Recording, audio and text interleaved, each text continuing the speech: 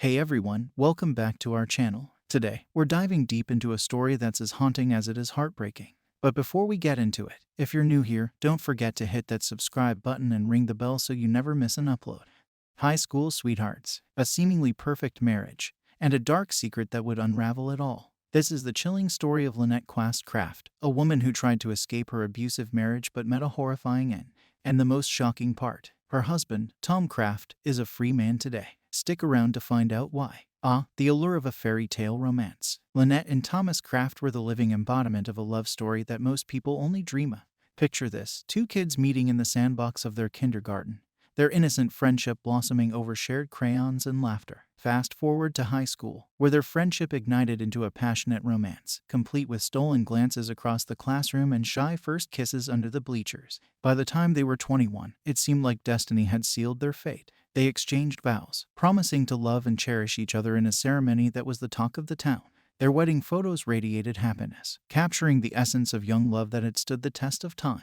But you see, fairy tales are often just that, tales. Behind the smiles, behind the closed doors of their seemingly idyllic home, lay a reality that was anything but perfect. A reality that Lynnette, tragically, could no longer bear. As the days turned into years, the facade began to crack. Lynnette found herself living a life she hadn't signed up for. Friends and family started noticing her withdrawal, her fading smile, and the way she flinched when Thomas raised his voice. She began confiding in those closest to her, revealing a chilling pattern of abuse that went beyond the occasional argument. Physical bruises could be concealed with makeup, but the emotional and sexual abuse Lynnette endured left scars that no amount of concealer could hide. She was trapped in a web of manipulation and control, a far cry from the love story everyone thought they knew. Thomas had become a different person, a controlling figure who dictated her every move, even going so far as to forbid her from attending her own brother's wedding.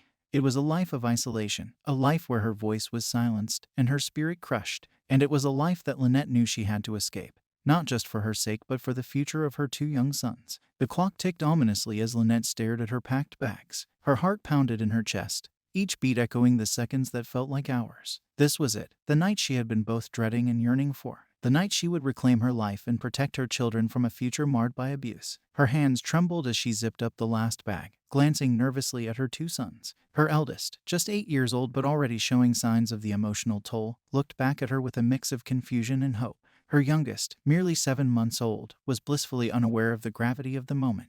Just as she took a deep breath, steadying herself for the life-altering step she was about to take, the front door creaked open. Tom was home, earlier than expected. Her heart sank, a chilling sense of dread enveloping her. Before she could utter a word, a fight erupted, a cacophony of raised voices, accusations, and pleas. And then silence. A haunting, gut-wrenching silence that signaled the end of Lynnette's hopes, dreams, and tragically, her life. In the days that followed, a heavy cloud of unease settled over the community. Lynnette was gone, vanished without a trace, leaving behind a void filled with questions and whispered speculation.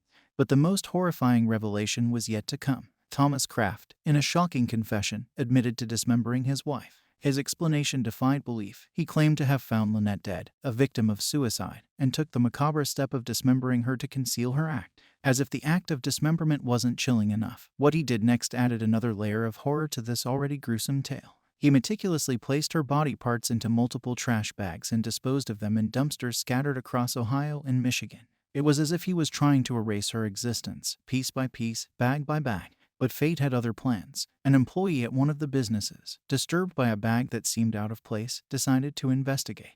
What he found inside was unthinkable, a discovery that would finally expose the depths of Thomas Craft's depravity. In a case already steeped in horror and disbelief, another shocking revelation came to light. This time from an unexpected source, the couple's young son. Children often see more than we give them credit for.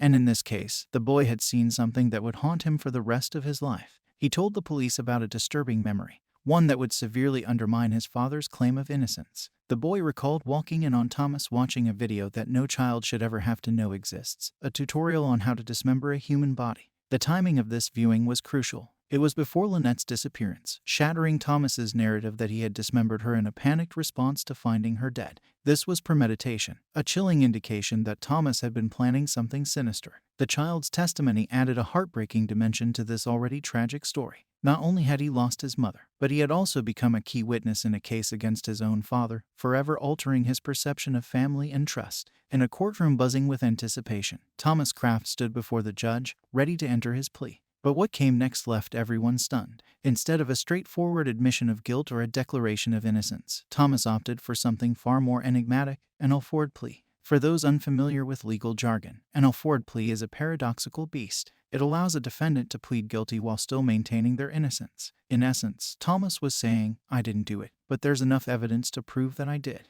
This plea was especially infuriating because it meant that Thomas would be convicted of voluntary manslaughter and abuse of a corpse, rather than facing a more severe charge that could keep him behind bars for life. The reason: Lynnette's torso was never found, making it impossible to determine the official cause of her death. The courtroom was a sea of disbelief and suppressed rage. Lynnette's family looked on, their faces etched with a mixture of grief and incredulity, as the man who had torn their family apart was sentenced to just 12 years in prison. It was a moment that shook everyone's faith in the justice system, leaving them to wonder, is this what justice looks like? In the aftermath of the trial, a sense of injustice hung heavy in the air. Lynnette's family was left grappling with a reality that seemed more like a nightmare. A mere 12-year sentence for a man who had not only taken a life but had desecrated it in the most horrifying way imaginable. It was a slap in the face, a mockery of the very concept of justice. Lynnette's brother Bob became an unexpected voice of this collective outrage. Fueled by a sense of duty to his late sister and a burning desire for justice, he took an unusual step. He featured Lynnette's case in a campaign ad during his Senate run in 2014. While some criticized the move as politically motivated, others saw it as a desperate cry for change, for a justice system that failed to deliver. The family's pain was not just confined to the courtroom or political campaigns. It spilled over into family gatherings, where an empty chair at the table served as a constant, gut-wrenching reminder of their loss. Holidays, birthdays, anniversaries, each occasion tinged with the bitterness of what could have been, what should have been. Angry and disillusioned, Lynnette's family vowed to keep fighting, to keep her memory alive, and to challenge a system that had let them down so profoundly. As if the case couldn't get any more unsettling, a spine-chilling detail emerged from an unlikely source: Thomas Craft's one-time prison roomie. In the confined, claustrophobic space of a prison cell, conversations can range from mundane to deeply personal. But when the cellmate, curious yet horrified, questioned Thomas about how he could dismember his own wife, the response was nothing short of chilling. Thomas looked at him, his eyes devoid of emotion, and simply smiled. No words, no explanations, just a smile that sent shivers down the spine of a man who thought he'd seen it all. It was a smile that spoke volumes, a smile that hinted at a darkness so deep it defied comprehension. This eerie interaction left the cellmate, and later the investigators, deeply disturbed. It was a moment that begged the question: what kind of man could commit such a heinous act and then smile about it? It was a smile that haunted the dreams of those who heard about it, a grim reminder that sometimes evil wears the face of a man you'd pass on the street without a second thought. Sleep tight, knowing that this man served only 12 years and is now walking free. As we come to the end of this harrowing tale, we're left with more questions than answers. A family torn apart, a justice system that failed to deliver, and a man whose actions defy all understanding. These are the haunting elements of the tragic story of Lynnette Craft. But perhaps the most unsettling question of all is this: how many more Lynnettes are out there, suffering in silence, their stories yet untold?